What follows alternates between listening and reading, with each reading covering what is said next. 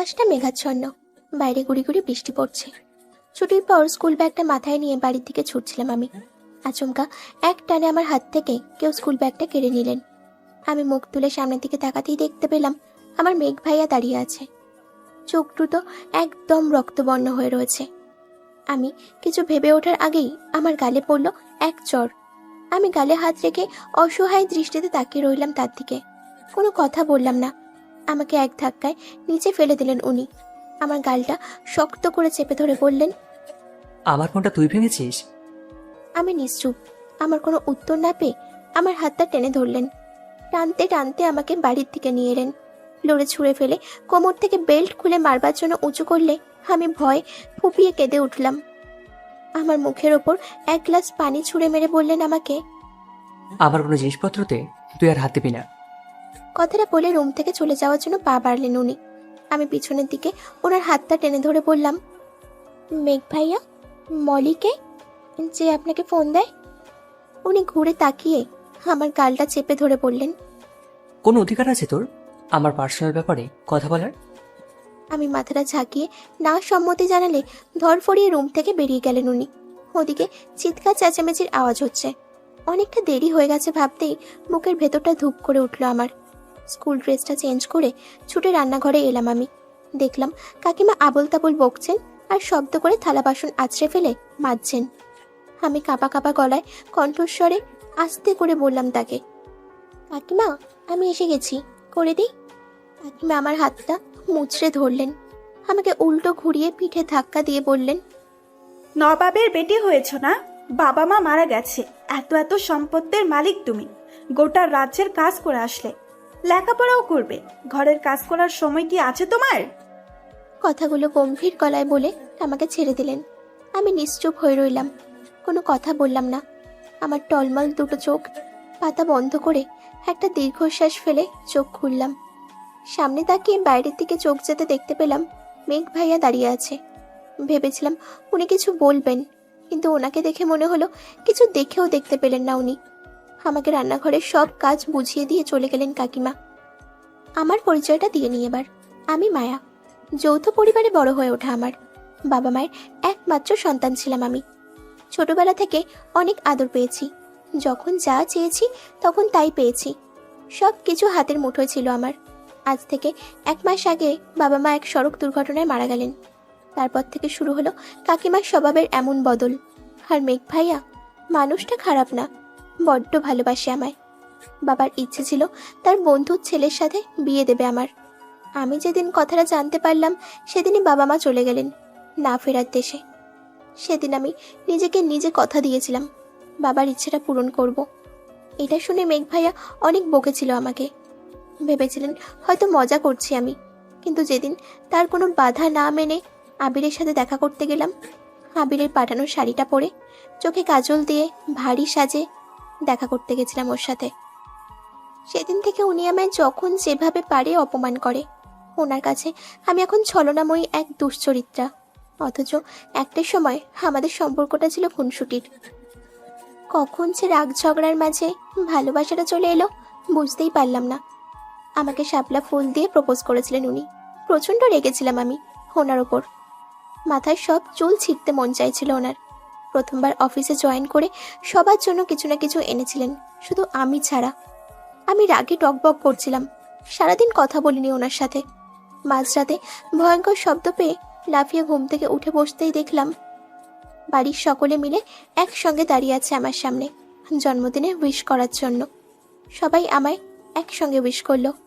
উনি দূরে দাঁড়িয়েছিলেন, সেটা দেখে আমার আরও ভীষণ রাগ হচ্ছিল। পরের দিন যখন স্কুল থেকে বাড়িতে ফিরছিলাম, আচমকা কোথা থেকে এসে আমাকে টেনে ওনার গাড়িতে ওঠালেন। আমাকে নিয়ে আসলেন বাইপাস রোডের একটি মনোমুগ্ধকর প্রাকৃতিক পরিবেশে। গাড়ির উপরে উঠিয়ে আমার কাঁধে মাথা রেখে বসেছিলেন উনি।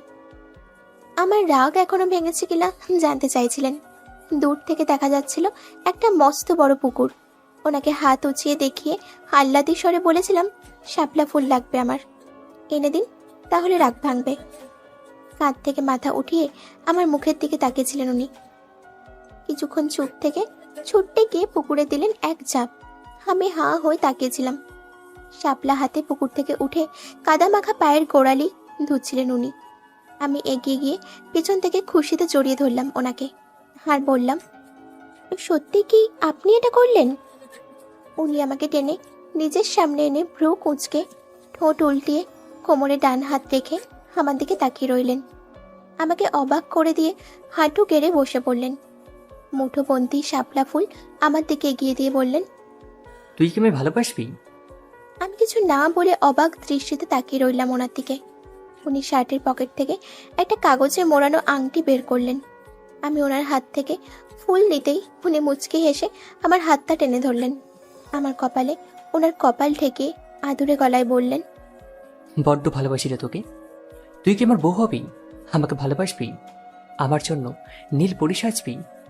আরে উত্তর দে না। কতক্ষণ পিছিয়ে ছড়িয়ে নিয়ে দাঁড়িয়ে আছি, সর্দি জ্বর হবে তোমার। আমি মাথা হালকা উপর নিচে ঝাঁকিয়ে সম্মতি জানালাম। আর আমার হাতে আংটিটা পরিয়ে দিলেন উনি। হাতের সেই আংটিটার দিকে তাকিয়ে আছি আমি। আচমকা উনি আমার সামনে এসে দাঁড়ালেন। আমাকে কিছু না বলে হাতটা টেনে ধরলেন। আমার হাত থেকে আংটিটা টেনে খোলার চেষ্টা করলেন উনি। আমি কিছুতেই ওনার হাত থেকে ছাড়াতে পারছি না নিজেকে। উনি জোর করে আমার হাত থেকে আংটিটা খুলে ফেললেন।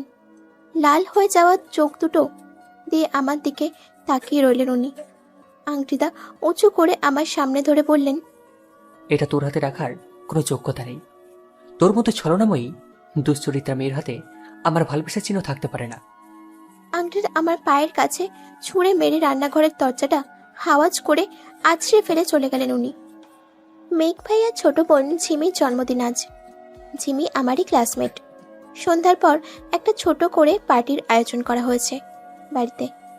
মনটা ভারী হয়ে আছে আজ আমার। ইচ্ছে করছে না বাড়িতে যেতে। ওদিকে সব ফ্রেন্ডরা চলে এসেছে। ঝিমির জোড়াজুড়িতে রাজি হয়ে গেলাম আমি। আলমারি থেকে অনেক খুঁজে একটা নীল রঙের শাড়ি বের করলাম। ঝিমি বলে গেল সকলে শাড়ি পরেছে, আমাকেও পরতে হবে। তাড়াহুড়ো করে রেডি হতে গিয়ে দরজাটা লাগাতেই ভুলে গেছি আমি। পেটিকোট পরে ব্লাউজের হুক লাগাচ্ছিলাম। এমন সময় দরজা খুলে হুট করে রুমের ভেতরে ঢুকে পড়লেন মেঘ ভাইয়া। ওনার পায়ের শব্দ পেয়ে কেঁপে উঠলাম আমি। দরজা খোলার আওয়াজ কানে আসতেই রুমের আলোটা নিভিয়ে দিলাম। ধীরে ধীরে উনি রুমের মধ্যে অগ্রসর হচ্ছেন আর আমার বুকের ভেতরটা ধূপ ধূপ করছে। অন্ধকারে শাড়িটা কোনো রকমে সারা শরীরে পেঁচিয়ে রুমের আলোটা জ্বালিয়ে দিলাম। আমার দিকে চোখ পড়তেই থমকে গেলেন উনি। আমার পা থেকে মাথা পর্যন্ত একবার ভালো করে দেখে নিলেন। ধীরে ধীরে আমার দিকে এগোতে লাগলেন।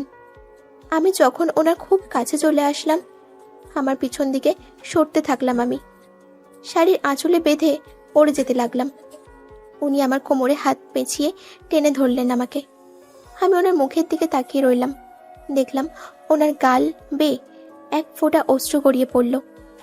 খুব ইচ্ছে করছিল ওনার অশ্রু ভেজা আঁখির দয় নিজ হাতে মুছে দিতে। ঠিক তখনই মোবাইল ফোনের রিংটোনটা বেজে উঠল। কেঁপে উঠলাম আমি। বিছানা বালিশের ওপর ফোনটা বেজে চলেছে। স্ক্রিনে তাকিয়ে দেখতে পেলাম ইংরেজিতে বড় বড় অক্ষরে হাবিরের নামটা ভেসে উঠেছে। মুহূর্তে ধ্যান ফিরল আমার। ওনার বুক থেকে বাঁধিয়ে নিজেকে ছাড়িয়ে নেওয়ার চেষ্টা করছিলাম। উনি আরো শক্ত করে টেনে ধরলেন আমাকে। নিজের বুকে আষ্টে পৃষ্ঠে জড়িয়ে ধরে রেখেছে। হাত ছাড়ে ইঙ্গিতে বোঝালেন দূরে যেতে না। আমি নিজেকে সামলে নিয়ে ওনাকে ধাক্কা দিয়ে কিছুটা দূরে সরিয়ে দিলাম। এগিয়ে গিয়ে আবিরের কলটা রিসিভ করলাম। আবিরকে বললাম, আমি এখন বিজি আছি, সামনে এসএসসি পরীক্ষা, পড়ার অনেক চাপ, পরে ফোন করবেন। কথা শেষ হতেই ঘুরে তাকালে মুখের সামনে ওনাকে দেখতে পেলাম। চোখ দুটো রাগে রক্তবর্ণ ধারণ করে আছেন উনি। কিছু না বলেই আমার হাত থেকে ফোনটা কেড়ে নিলেন। আছড়ে ফোনটা দূরে ছুঁড়ে মারলেন। 2-3 ড্রপ খেয়ে ফোনটা দরজার কাছে গিয়ে 3 খণ্ড বিভক্ত হয়ে পড়ে রইল। আমার হাতটা মুচড়ে ধরে উল্টো ঘুরিয়ে বললেন উনি আমাকে, তোর মতো মেয়েকে দেখলেই আমার ঘৃণা হয়। কেন ভালোবাসলাম তোকে আমি? আমাকে টেনে নিজের সামনে আনলেন। নিজের বুকে হাত রেখে আমাকে নাড়িয়ে বললেন, এই বুকে যে আগুন চালিয়েছিস তা কোনোদিনও নিবে না। ভালোবাসা অভিনয় করেছিস আমার সাথে তুই। আমার ভেতরের কষ্টটা কি তোর চোখে পড়ে না? খুব কষ্ট হয় আমার, তুই কি বুঝিস না? আমার গালে হাত রেখে হালকা একটা ঝাঁকিয়ে বললেন, দেখ মায়া, আমি তোকে কখনো বকবো না, কখনো কষ্ট দেবো না। ভালোবাসি না আমি তোকে, সব ভুলে যাবো আমি। আবির নামের ওই ছেলেকে তুই ভুলে যা। আমি তোকে বিয়ে করব, আগের মতো ওভাবেই ভালোবাসবো, তোকে অনেক ভালো রাখবো আমি, দেখিস। ওনার কথা শেষ হওয়ার আগেই আমি ওনার শার্টের কলারের হাতের আঙুল পেঁচিয়ে টেনে ধরলাম। ওনার মুখের দিকে তাকিয়ে কাঁপা কাঁপা ঠোঁটে আস্তে করে বললাম, ভুলে যান না আমাকে। আমিও তো চেষ্টা করছি আপনাকে ভুলে যাওয়ার। এমনটা নয় যে আমার কষ্ট হচ্ছে না, খুব কষ্ট হচ্ছে আমার, কিন্তু আমি পারছি না। বিশ্বাস করুন, আবিরকে আমার বিয়ে করতেই হবে। ও আমার ভবিষ্যৎ, যেভাবেই হোক আমাকে আপনি ভুলে যান। কথাটা বলে ওনাকে ছেড়ে দিয়ে দূরে সরে দাঁড়ালাম আমি। পেছন থেকে কিছু একটা ভাঙার আওয়াজ কানে এলো আমার। আমি কিন্তু পিছনে ঘুরে তাকালাম না। কিছুক্ষণ পর আমার হাতে টান পড়তেই পিছনে ঘুরে দেখতে পেলাম রুমের কিছু জিনিসপত্র ভেঙে পড়ে আছে। কাকিমা আমার সামনে দাঁড়িয়ে চোখ দুটো রাগে গজগজ করছে।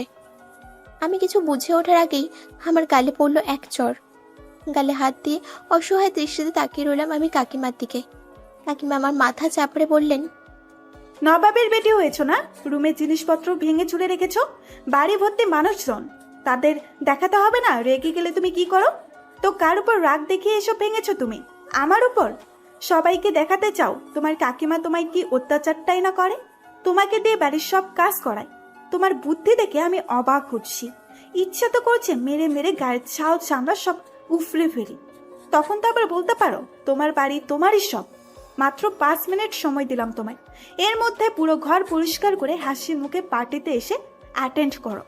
পার্টির মধ্যে খাবার হাত দেবে না, এটাই তোমার শাস্তি। একটু থেমে বললেন, কি হলো, এখনো দাঁড়িয়ে আছো কেন তুমি? এভাবে দাঁড়িয়ে না থেকে যা বললাম তাই করো। পার্টির শেষে এত এত কাজ কে করবে শুনি? তোমার মায়ের মতন টাকা দিয়ে বাড়িতে কাজের লোক পোষার মতন মেয়ে না আমি। টাকা বাঁচাতে ভালোবাসি আমি, এতে তোমারই লাভ। তোমার বাবার সব সম্পত্তি তো এখন তোমারই। ভাবছি পরীক্ষাটা শেষ হলে মেয়ের সাথেই তোমার বিয়ে দেব, না হলে সব সম্পত্তি কান্না কার হাতে যাবে বলা তো যায় না সে কেমন হবে। কাকিমা থামলে আমি বললাম, আমার বাবা আবিরের সাথে বিয়ে ঠিক করে রেখে গিয়েছিলেন আমার। কাকিমা ভ্রু কুঁচকে তাকালেন আমার দিকে, অধীর আগ্রহ নিয়ে বললেন, তো কি হয়েছে? আবিরের বাবাও তো অনেক সম্পত্তির মালিক, তাই না? ভাবছি ওর সাথেই তোমার ঝিমির বিয়ে দেব। মেয়েটা আমার রাজরানী হয়ে থাকবে সারাটা জীবন। আচ্ছা একটা কথা বলো আমায়, ছেলেটা কি কোনো অংশে কম? ওকে বিয়ে করলে তোমার বাড়ি তোমার ঘর সব তোমারই থাকবে, কোথাও যেতে হবে না এসব ছেড়ে তোমাকে। আমি গম্ভীর গলায় বললাম, বিয়ে করলে আমি আবিরকেই করব। আমার বাবা যখন চেয়েছেন তখন আবিরকেই আমার বিয়ে করতে হবে কাকিমা। আমার এই বাড়ি ঘর সম্পত্তি কিচ্ছু প্রয়োজন নেই, কিন্তু যেখানে আমার বাবা কথা দিয়েছেন সেখানে আবিরকেই আমি বিয়ে করব। তার কথা আমি রাখবো। জীবনে যখন আমার বাবা কাউকে কথা দিতেন সেই কথা অবশ্যই রাখতেন। তার শেষ প্রতিশ্রুতিটুকু আমি কিছুতেই মিথ্যা হতে দিতে পারি না কাকিমা। কথা শেষ করে তাকিয়ে দেখলাম কাকিমা দাঁতে দাঁত চেপে দাঁড়িয়ে আছে, পারলে আমাকে মারবে এমনভাবে তীক্ষ্ণ দৃষ্টিতে তাকিয়ে রয়েছে। আমি আর কোনো কথা না বাড়িয়ে রুম পরিষ্কার করতে লাগলাম। কাকিমা কিছুক্ষণ আমার দিকে তাকিয়ে থেকে রুম থেকে ধরফরিয়ে বেরিয়ে গেলেন। পুরো পার্টিতে একটিবারের জন্যও মেঘ ভাইয়াকে দেখতে পেলাম না আমি। আমার চোখ বারবার তাকে খুঁজছিল। যতবারই তার রুমের দিকে অগ্রসর হচ্ছিলাম আমি, কাকিমা কোনো না কোনো কাজে আমাকে ঠেলে দিচ্ছেন। পার্টির শেষে সকলে যার যার রুমে চলে গেছে। ঘড়ির কাঁটা এখন রাত 2টো ছুঁই ছুঁই। গভীর রাতে ঘুমে আচ্ছন্ন সকলে, তাই এটাই মোক্ষম সময়। হাতের সব কাজ সেরে নিলাম। এবার চুপি চুপি একটিবার অন্তত ওনাকে দেখে আসতে পারবো। শাড়ির আঁচল কোমরে গুজে পা টিপে টিপে ধীরে ধীরে ওনার রুমের দিকে অগ্রসর হলাম। দরজার কাছে এসে হাত রাখতে যাব, তখনই আমার পেটে কারো হাতের শীতল পরশ অনুভব করলাম। এই উষ্ণ ছোঁয়ায় শিহরণ জাগানো উত্তাপ কার সেটা বুঝতে বাকি রইল না আমার। আমি কেঁপে উঠলাম। এক টানে আমাকে ঘুরিয়ে নিচের বাহুডোরে আষ্টে পৃষ্ঠে জড়িয়ে ধরলেন উনি। ওনার পুরোটা শরীরে ভিজে চুপ চুপ করছে। আমার পরনে পাতলা শাড়িটা লেপ্টে আছে ওনার ভেজা শার্টে। আমি ওনার থেকে নিজেকে ছাড়ানোর চেষ্টা করলাম, কিন্তু পারলাম না। উনি আমার মাথাটা নিজের বুকে ঠেসে ধরে রাখলেন। আমি ওনার শার্টের বোতামটাই একটা কামড় বসিয়ে দিতেই কেঁপে উঠে আমাকে কিছু মুহূর্তের জন্য ছেড়ে দিলেন উনি।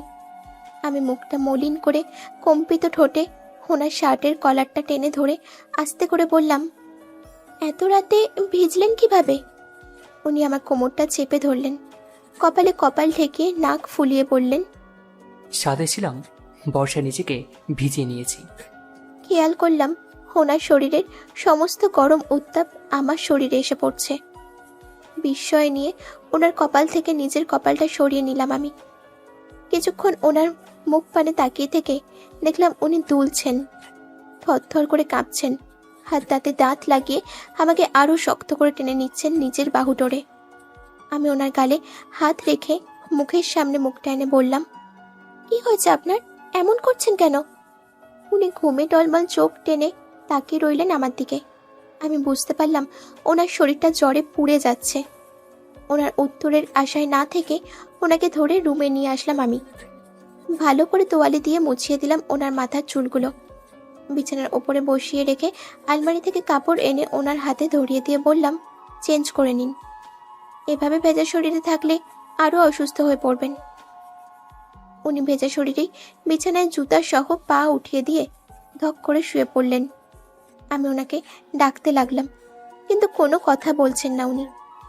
আমি জোর করে বিছানা থেকে টেনে উঠিয়ে ওনাকে ওয়াশরুমের কাছে নিয়ে আসলাম। ওনার হাতে কাপড় ধরিয়ে দিয়ে ঠেলে ওয়াশরুমে ঢুকিয়ে দিলাম। দরজাটা বাইরে থেকে লাগিয়ে দিয়ে বললাম, ভেজা কাপড় আগে চেঞ্জ করে নিন, নইলে দরজা খুলব না। প্রায় 10 মিনিট পর ওয়াশরুমের দরজা ভেতর থেকে উনি নক করলেন। আমি দরজা খুলতেই উনি ঢলে পড়তে লাগলেন। আমি ধরে নিলাম ওনাকে এনে জুতো খুলে শুইয়ে দিলাম বিছানায়। থার্মোমিটারে জ্বর মেপে দেখলাম 103। ওয়াশরুম থেকে পানি এনে পলিথিনের ওপরে শুইয়ে দিয়ে মাথায় পানি ঢাললাম কিছুক্ষণ। উনি ঘুমিয়ে পড়লে সকালের দিকে চুপি চুপি রুম থেকে বেরিয়ে গেলাম আমি। সকাল 8টা, যেখানেই বসছি ঘুম আসছে। খাবার টেবিলে বসেও ঘুমিয়ে পড়েছিলাম। ঝিমি এসে ডেকে তুললো আমায়। কোনোরকম ড্রেসটা চেঞ্জ করে স্কুলের উদ্দেশ্যে রওনা হলাম ঝিমির সাথে আমি। সারাটা রাস্তায় জিমির বকবকানি শুনতে হয়েছে আমার। কালকের পার্টিতে কে কি গিফট করলো সেই সব নিয়ে বলছে জিমি। স্কুল গেটের সামনে আসতেই একদম থমকে রইলাম। কিছুটা দূরেই গাড়িতে ঠেস দিয়ে দাঁড়িয়ে আছে আবির। আবিরকে দেখে জিমি কথা বলতে গেলে থেমে গেল। মুখ টিপে হেসে উঠে চলে গেল সে। আর আবির আমার দিকেই আসছে। আমি ভাবতে লাগলাম, আগে কখনো তো আবিরকে এভাবে না বলে আমার সাথে দেখা করতে আসতে দেখিনি, তাহলে আজ কেন? আমার ভাবনায় ছেদ ঘটিয়ে আবির আমার সামনে এসে দাঁড়ালেন। হুট করে আমার কাঁধে হাত রেখে ঝাঁকিয়ে বললেন আমায়, কাল থেকে কতবার তোমাকে ফোন দিয়ে চলেছি জানো? আমার বুঝি চিন্তা হয় না? সেই যে কলটা কেটে দিলে তারপর থেকে তোমার ফোনটা বন্ধ পাচ্ছি। কি হয়েছে তোমার? মন খারাপ? ফোনটা অফ করে কেন রেখেছো? কষ্ট হয় না আমার? আবিরের এতগুলো প্রশ্নের উত্তর একসাথে দেওয়া আমার পক্ষে সম্ভব নয়। আমি নিজের কাঁধ থেকে আবিরের হাত নামিয়ে দিলাম। মাথাটা নিচু করে আস্তে করে বললাম, ফোনটা ভেঙে ফেলেছি। কথাটা শুনে আবির আমার থুতনি ধরে মুখটা উঁচু করে ধরলেন। আমার দিকে ভ্রু কুঁচকে তাকিয়ে বললেন, কেন? কারো উপর রেগেছিলে নাকি? আমি হালকা মাথা ঝাঁকিয়ে অর্থ না বুঝিয়ে আবার মাথাটা কাত করে হ্যাঁ সম্মতি জানালাম। আবির মুচকি হেসে আমার হাতটা ধরে বসলেন, আমাকে টানতে লাগলেন। আমি আবিরকে থামিয়ে দিয়ে বললাম, কোথায় নিয়ে যাচ্ছেন আমাকে? আবির আমার গাল টেনে বললেন, ফোন কিনতে। 4 মাস পর আমাদের বিয়ে। এতগুলো দিন তোমার সাথে কথা না বলে কিভাবে থাকবো আমি? তুমি জানো, কাল সারা রাত জেগেছিলাম আমি। ভেবেছিলাম কিছু হয়তো হয়েছে তোমার, নয়তো তুমি আমার ফোন কেন তুলবে না?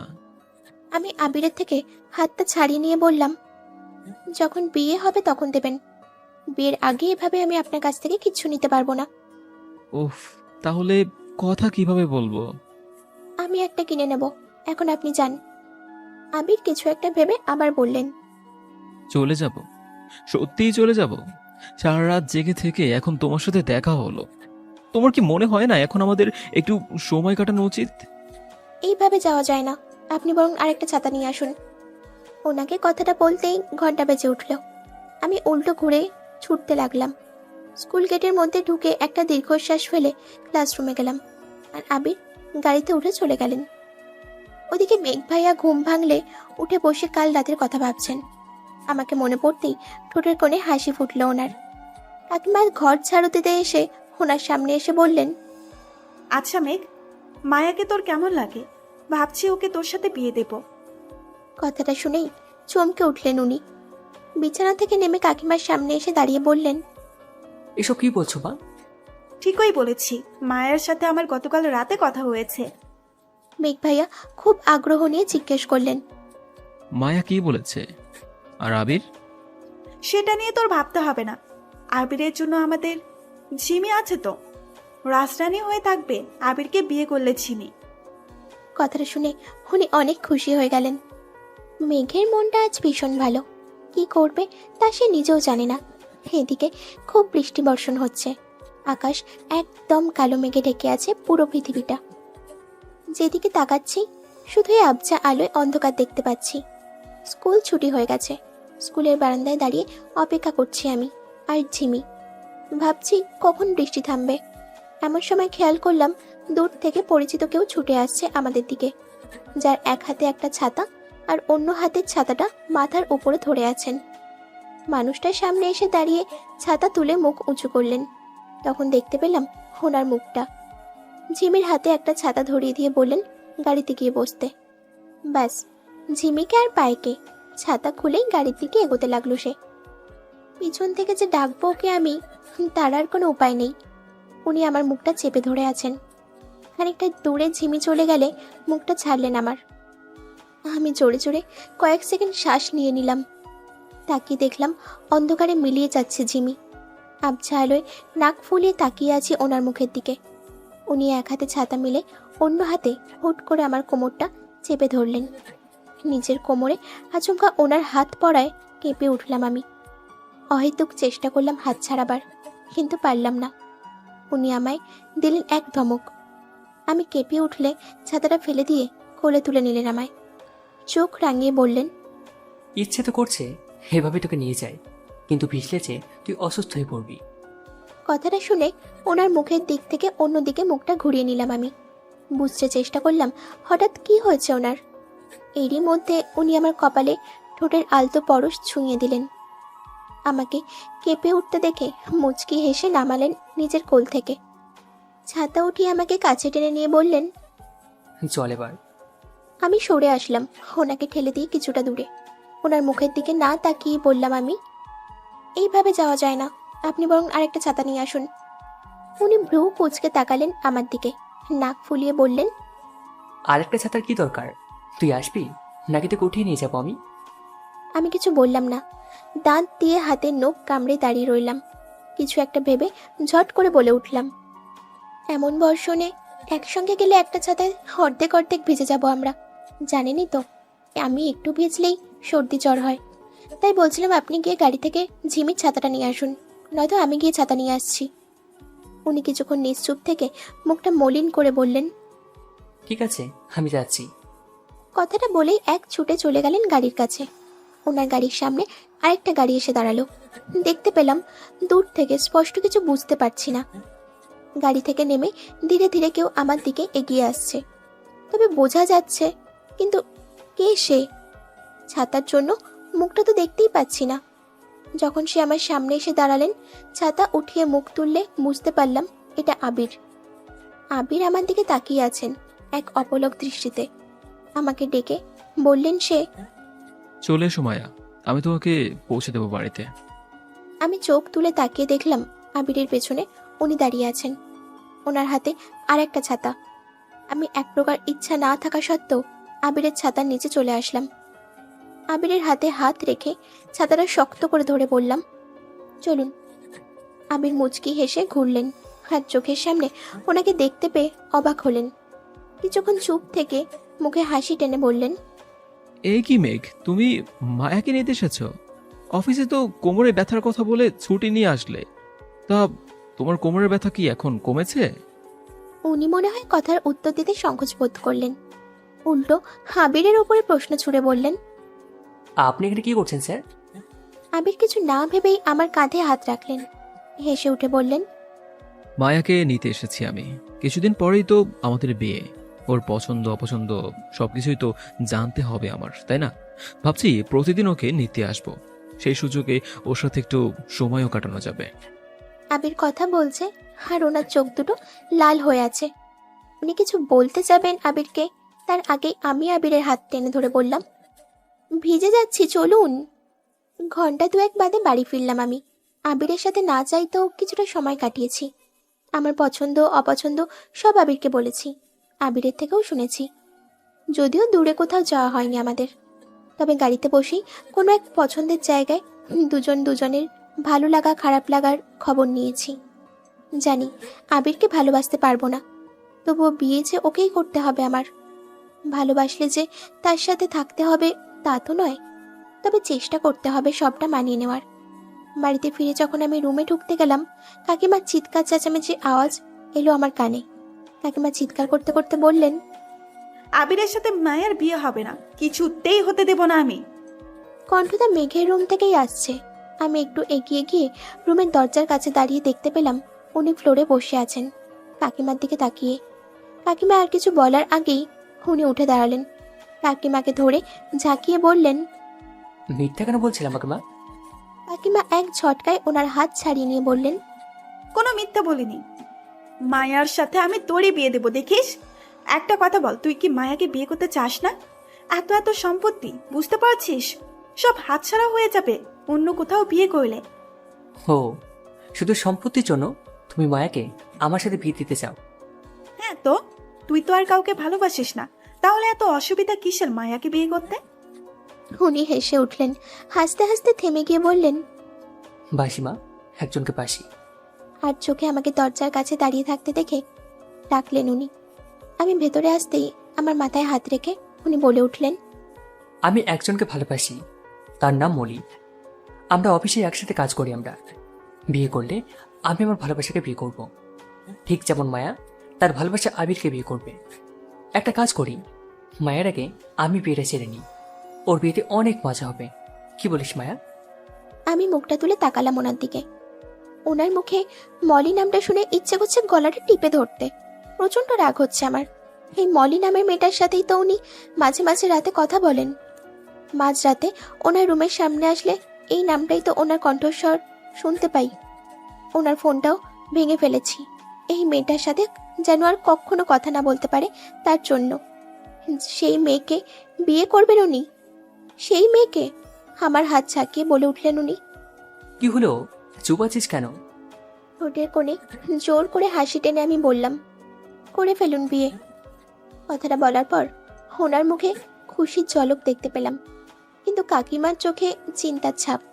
কাকিমার দিকে তাকিয়ে উনি বললেন, আরে মা, আবিরের বোন মলি। অফিসে মলি আমার সিনিয়র, আর আমি ওর অ্যাসিস্ট্যান্ট। কাজের শুরুতে শুরুতে মলি আমায় প্রপোজ করেছিল, কিন্তু আমি পাত্তা দিতাম না মলিকে। মেয়েটা অনেক ভালোবাসে আমায়। এখন বুঝতে পারলাম ওর ভালোবাসাটা অনেক কষ্ট দিয়েছে ওকে।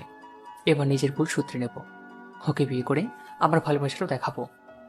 কাকিমা মুহূর্তে খুশি হয়ে গেলেন। গদগদ স্বর টেনে বললেন, সত্যি বলছিস বাবা? মলি আবিরের বোন? কই, আগে তো কখনো শুনিনি আবিরের বোন আছে। আর আবিরের বোন মানে তো ওদের অনেক অনেক সম্পত্তি। মন ভরে গেল তোর কথা শুনে। আচ্ছা, তুই মলিকেই বিয়ে কর, আমি গিয়ে ঝিমিকে জানিয়ে দিয়ে আসি সুখবরটা।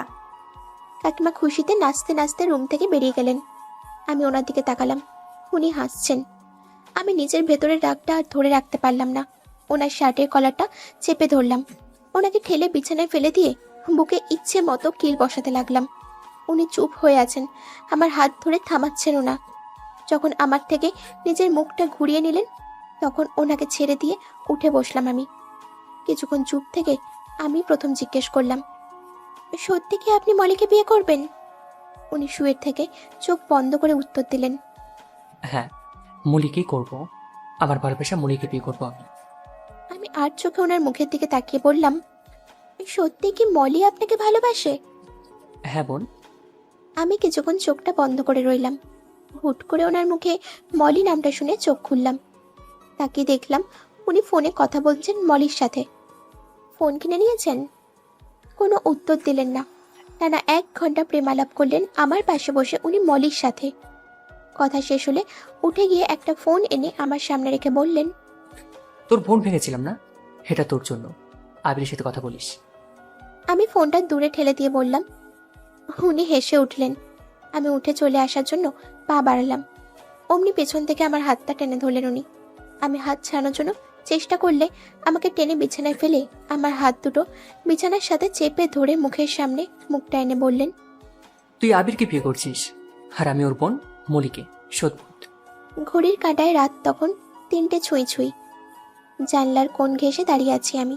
দমকা বাতাস, নির্লজ্জতার আভাস, ফোঁটা ফোঁটা বৃষ্টির টুপটাপ শব্দ। এভাবেই নির্ঘুম রাতটা কেটে গেল আমার। সকালে খুব ভোর হতেই সেজেগুজে রুম থেকে বের হলেন কাকিমা। আজ শুক্রবার, তাই সবার বন্ধের দিন। ঝিমিও ঘুমাচ্ছে আপন মনে আজ। কাকিমা এসে ঝিমিকে চিৎকার করে ডেকে তুললেন। ঝিমিকে রেডি হতে বললেন ভাইয়ের জন্য মেয়ে দেখতে যাবে বলে। মেয়ে ঘুম থেকে উঠে আলসেমি কাটিয়ে তাকালে চোখের সামনে মায়ের মুখটা দেখতে পেলেন। মা তাকে গদগদ স্বরে আদুরে গলায় বললেন, বাবা রে, শুভ কাজে দেরি করতে নেই, তাড়াতাড়ি রেডি হয়ে নে। কাকিমার কথা শুনে উনি আকাশ থেকে পড়লেন। হাই তুলে মুখে হাত টিপে তাকিয়ে আছেন নিজের মায়ের দিকে। মায়ের ভাবসাব কিছু যেন ভালো লাগছে না ওনার। বিস্ময় নিয়ে মায়ের দিকে তাকিয়ে আস্তে করে বললেন উনি। কোথায় যাবো মা? কাকিমা ওনার পাশে এসে বসে পিঠে হাত বুলিয়ে বললেন, বৌমাকে দেখতে। রুমের বাইরে দাঁড়িয়ে আমি দুজনের কথা শ্রবণ করছি। উনি আমাকে দেখতে পেয়ে বললেন, এ কি মায়া, বাইরে কেন দাঁড়িয়ে আছিস? ভিতরে আয়। আমি ধীরে ধীরে ওনার রুমের ভেতরে আসলাম। ওনার সামনে এসে দাঁড়ালে আমার হাতটা টেনে বসিয়ে দিলেন বিছানায়। আমার গাল টেনে বললেন, তুই যাবি আমাদের সাথে? মলিকে থেকে আসবি, সাথে আবিরের সাথে দেখা হবে। ভালো হলো না? একসাথে দুটো কাজে সেরে নিতে পারবি।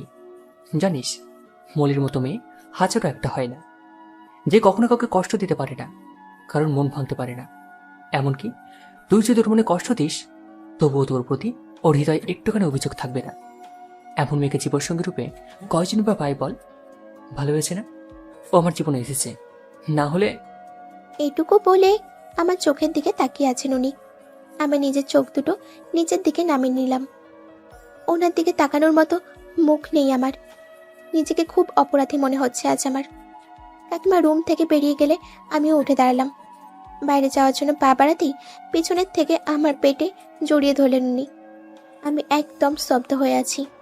হঠাৎ ওনার এমন আচরণ আমি আশা করিনি। কথাটা বলতেই আমাকে টেনে নিজের কোলের ওপর বসিয়ে দিলেন উনি। আমার কাঁধ থেকে চুল সরিয়ে ঘাড়ে থুতনি রেখে বললেন, ছেড়ে তো দেবই। এতদিন তো শুধু আমার সাথে নাটক করেছিলি, ভালোবাসা নাটক। এই নাটকটা দেখিয়ে তো আমার মনে জায়গা করে নিয়েছিলি তুই। আজ যখন আমি নিজের ভালোটা বুঝে নিতে চাচ্ছি, তখন তুই খুশি হচ্ছিস না। একটা কথা বলতো মায়া, আমার থেকে তুই দূরে যেতে চাস, আবিরকে বিয়ে করতে চাস, তাহলে বারবার আমার রুমের আশেপাশে কি করতে আসছিস? আমি কনুই দিয়ে ঠেলে ওনাকে সরিয়ে দিলাম। ওনার দিকে ঘুরে তাকিয়ে বুকে ধাক্কা দিতে লাগলাম ওনার, আর বললাম, না, আমি ভালো না, আমি খারাপ, খুব স্বার্থপর আমি। আমার যা ইচ্ছে আমি তাই করব। কোনো মেয়ের মতো হওয়ার প্রয়োজন নেই আমার। জানেন, আবির কখনো আমায় কষ্ট দেয়নি, এমন কিছু করেনি যাতে আমি কষ্ট পাই। ঘন্টার পর ঘন্টা দাঁড় করিয়ে রেখে মাত্র 5 মিনিটের জন্য দেখা করেছি। কোনোদিন কোনো অভিযোগ করেনি আমায়। 10 বার কল করলে 1 বার রিসিভ করেছি। কখনো রেগে কথা বলেনি আমার সাথে। আবিরের মতো ছেলেই হয় না। ওকে বিয়ে করা সত্যি ভাগ্যের ব্যাপার। অনেক ভালোবাসবে, আদর করবে, আপনার মতো এভাবে কষ্ট দেবেন আমাকে। কথাগুলো শুনে এক ধাক্কায় নিচে ফেলে দিলেন আমাকে। রাগী দৃষ্টিতে তাকিয়ে বললেন আমায়, বেরিয়ে যাবো রুম থেকে। আমি ওনার দিকে তাকিয়ে রইলাম। উনি ধমকানো স্বরে আবার বললেন, কথা কানে যায় না তোর? উঠে এসে আমাকে টেনে তুলে রুম থেকে বের করে দিলেন। দরজার কাছে এনে ধাক্কা দেওয়ার পর বললেন, যতদিন না মলির সাথে আমার বিয়েটা হচ্ছে, তুই আমার আশেপাশেও আসবি না। দেখতে চাই না তোর মুখটা আমি। কথাটা বলে মুখের সামনে শব্দ করে দরজাটা লাগিয়ে দিলেন উনি। আমি চোখ মুছে নিজের রুমের দিকে ছুটতে লাগলাম। হঠাৎ ঝিমিয়ে এসে আমার সামনে দাঁড়ালে আমি ভূত দেখার মতো ভয় পেয়ে কেঁপে উঠতেই আমার দিকে প্রশ্নসূচক ভঙ্গিতে তাকিয়ে রইল। আমি কি বলবো কিছুই বুঝতে পারছি না। আমি বুঝতে পারলাম ঝিমি কিছুটা আঁচ করতে পেরেছে। ওকে কিছু না বলে পাশ কাটিয়ে চলে আসলাম আমি। রুমে এসে দরজাটা ভেতর থেকে বন্ধ করে দিলাম। ঝিমি আমাকে অনেকবার ডাকলো, কিন্তু আমি দরজা খুললাম না। নিজেই ভেবে নিলাম আর কখনো ওনার সাথে কথা বলবো না, ওনার সামনেও যাব না কখনো। কি আছে এই ভালোবাসায়? কিছুই না, শুধু অপমান আর কষ্ট ছাড়া কিচ্ছু নেই। সব কিছু এলোমেলো হয়ে গেছে। চাইলেও আর কিছু ঠিক করা সম্ভব নয়। আবির আমাকে ভালোবাসে, মলি ওনাকে ভালোবাসে। আমরা নিজেরাই দুদিক থেকে সরে এসেছি। এই পিছুটান, মায়া, এগুলো একদিন ঠিক চাপা পড়ে যাবে ভেতর থেকে। তাই আমাদের সরে আসার উত্তম।